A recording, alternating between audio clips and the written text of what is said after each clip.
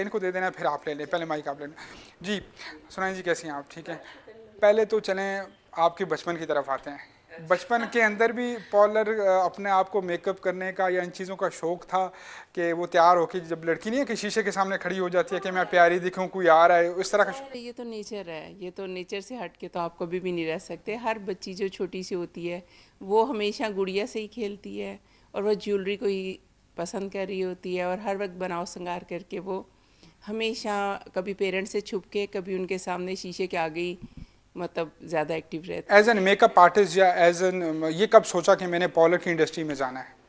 है। ये बात है तकरीबन 2000 की, जब मैंने इसको किया प्रॉपर तरीके से। वैसे पहले शौकिया तो मैं करती रहती थी, कोर्सेज़ भी, शॉर्ट कोर्सेज़ और ये वो, लेकिन मेरे हस्बैंड क्योंकि पीआईए में होते हैं तो पीआईए के बहुत प्रॉब्लम्स चल रहे थे जॉब्स के।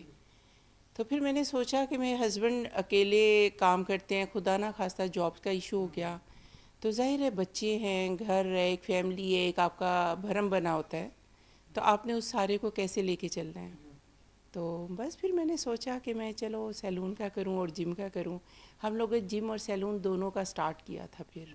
अब बाद में इस तरफ आऊँगा, पहले आपकी जर्नी सुनना चाह रहा हूँ कि चले जिम और सैलून को मिक्स बाद में करते हैं।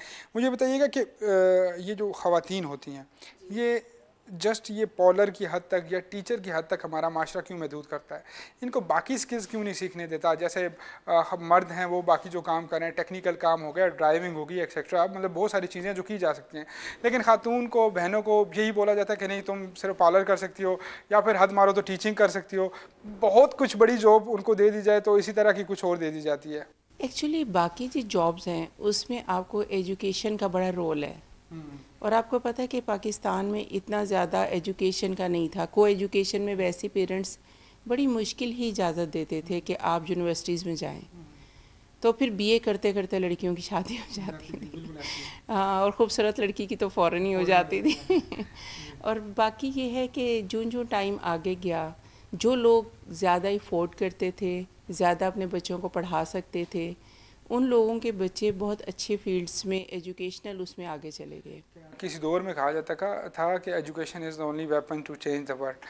अब के दौर में कहा जाता है कि पैसा is the only weapon to change the world. आपके बच्चे को पैसा आप लगा दें, अच्छी कोई चीज़ खड़ी कर दें तो वो उसको डबल ट्रिपल बना ही लेता है। क्या कहेंगी, पैसे की इन्वॉल्वमेंट आजकल के दौर में ज़्यादा नहीं होगी? नहीं है ज़रूर, लेकिन स्किल, आपके हाथ में अगर हुनर है तो आप सब कुछ कर सकते हैं। आप बहुत पढ़ लेते हैं, बहुत पैसे लगा के पढ़ लेते हैं, आपको बहुत आपके चॉइस की या उतने आपके वो जॉब नहीं मिलती तो आप बहुत अपसेट होते हैं। लेकिन अगर आपके हाथ में स्किल है, आप हमेशा काम कर सकते मेरे प्यारे पाकिस्तान में मेरिट का निज़ाम से आप मुतमिन हैं कि ठीक है जी, जो नौकरियाँ डिज़र्विंग लोगों को मिल जाती हैं? हैं। देखें, बात ये है कि ये एक सियासत पे बहस चली जाएगी, इसको हमें नहीं नहीं नहीं, करना हम सियासत नहीं कर रहे, हम खान साहब की हुकूमत की बात नहीं करते। पेट्रोल सस्ता महंगा, महंगाई, घबराना नहीं है, हम इन तरफ जाते ही नहीं हैं। हम बात करते हैं कि ओवरऑल जो चीज़ है, क्या हमारी जो ख़वातीन हैं वो मुतमिन है कि हमें खोटे का हिस्सा मिलता है? हमें हमारा नहीं, मैं आपको बताती हूँ, आप कभी भी ख़वातीन को छोड़ दें, आप मेल पे ही बात कर लें। आप अपने टेलर को कपड़े दें, हमेशा वो कहेगा बाजी लेट हो गए, क्यों, रश ही बड़ा था। तो फिर बताएं, प्लम्बर को बुलाना है तो वो हफ्ते बाद भी आके कहेगा बाजी बस ये हो गया था। तो ये ऐसा नहीं है, काम करने के मौके भी बहुत हैं। लोग काम चोरी अगर ना करें तो काम भी बहुत है और मौके भी बहुत इंटरनेशनली हम जो है ना झूठे और मफाद परस्त हो गए हैं, आप ये कहना चाह रही हैं तकरीबन।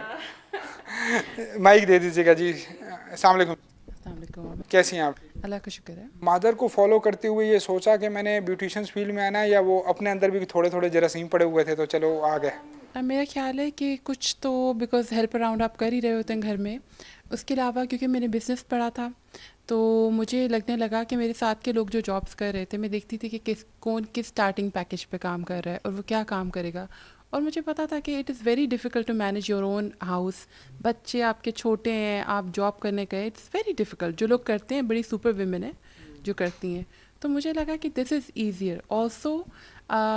एक एनवायरनमेंट होता है जो बड़ा विमेन फ्रेंडली एनवायरनमेंट है ना। आपका इंट्रैक्शन जो है as such with in salon women से होता है और आपके बड़ा इजी है, it's very practical. So I think I made a practical decision. लेकिन चलें, वो तो आपका वो एटमॉस्फेयर अच्छा है सैलून का, वहाँ से लेकर ना घर से तक थोड़ा डिस्टेंस लगता है। अब मामा, चाचा, भाई, कज़न, फलां फलां फलां फलां फलां, वो प्लाजे का ओनर है जी, सिक्योरिटी का, मतलब कहीं ना कहीं हर्डल्स आती हैं ख़वातीन को, वो ना होते भी आती हैं। उसके बारे में क्या कहेंगे? मेरे ख्याल है कि जब आप अपने में कॉन्फिडेंट होते हैं तो कोई हर्डल्स नहीं होती इतनी। और ये तो रूटीन है, हम शॉपिंग करने भी जाते हैं तो क्या हम औरतों से तो नहीं दुकानों में सूट खरीद आते ना। So this something that is only part of your environment. Beauty हट की बात करें तो क्या चाहते हैं, पूरे पाकिस्तान के अंदर इसकी ब्रांचेस हों, इंटरनेशनली ब्रांड बनाना चाहते हैं ऐसे? और फिर मैं इनसे पूछूंगा कि डिफरेंट क्या है आपके पार्लर में और बाकी लोगों के पार्लर में, लेकिन आप इसका जवाब दें कि नेशनल ब्रांड या इंटरनेशनल ब्रांड, किस लेवल पे इसे देखना चाहते हैं? दिल तो चाहता है आगे जाने का, आगे से आगे जाने का, मगर अब ज़्यादा दिल ये चाहता है कि हम जो काम करें वो इतना अच्छा हो कि हम उसको बहुत अच्छा करें। आगे जाने का तो दिल चाहता है ब्रांच टू ब्रांच आप इंक्रीज़ करते जाएं। हमारी वैसे भी एक्सपेंशनिस्ट स्ट्रैटेजी थी, तो हमारी ब्रांचेस 1 से 2 3 4 करते करते 8 तक पे हमारी ब्रांचेस माशाल्लाह हैं। लेकिन ये सब एक बड़ा टाइम कंज्यूम करता है इसको मैनेज करना। और अभी तो मेरा ख्याल है कि मेरी भी फैमिली, मेरे बच्चे छोटे हैं, तो मैं बस I am satisfied with what I am doing. हाँ, I would like to see it maybe as an international brand, maybe 5 years from now or 8 years from now, but not right now. Ma'am को दीजिएगा।